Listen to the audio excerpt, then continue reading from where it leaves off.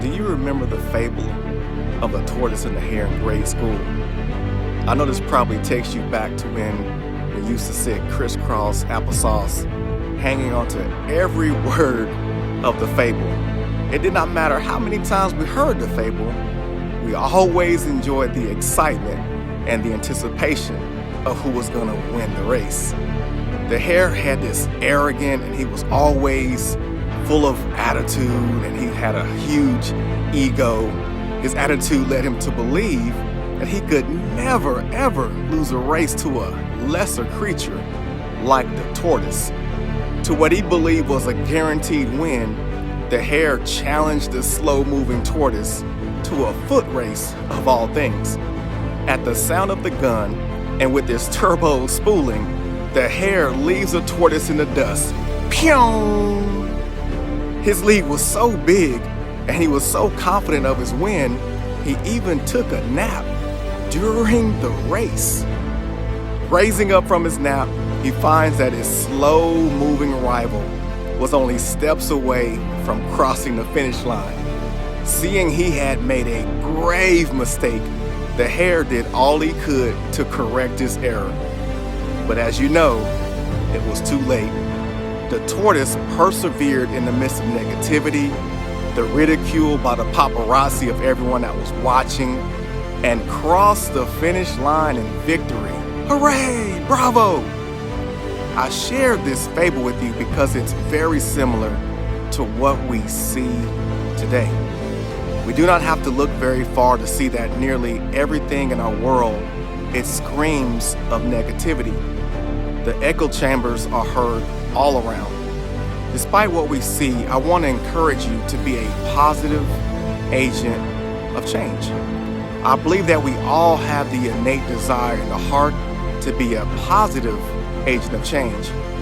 So how or why do some people make a positive change and others don't? I believe that it boils down to the values that fuels your goals. When your goals are too narrow, they tend to be self-centered and short-lived. On the other hand, when your goals are wide, they tend to be others-centered and long-lived. You fuel your goals by staying in motion.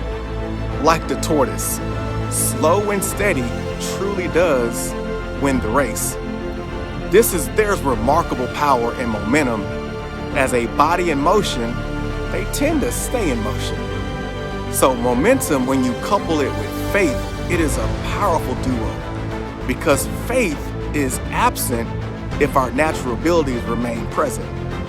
A goal within your heart that is far beyond your natural reach should bring you to your knees in full and total dependence of the Father. And like the tortoise, this places us on a faith walk, taking one step at a time. I wonder, how would our lives look if we fully sold out to this truth that He is able to do far more abundantly than we could ever ask or think? This is not the same as asking the Father to bless what we have decided to do within our natural abilities. Now, you all know we do that quite often. Remember that failure is not a person.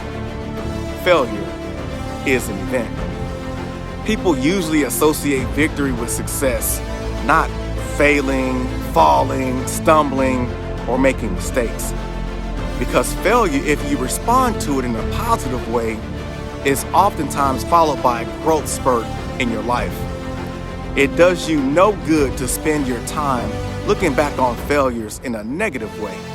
Because when you do this, you cannot live in the beauty of the present and live the lessons that it offers. As your goals compel you, it is critically important that you see them through until the mission is finished. There are people that you influence and look up to you for hope and encouragement. If you quit on yourself, they will likely remain bound by whatever shackles them. Pain is temporary, but quitting and the feeling of regret that it leaves is felt for a very long time. So I want you to commit to sacrifice the person that you are today to become an agent for positive change, not only for the present, but for the future. And from my family to yours, I bid you health, wealth, and legacy. God bless.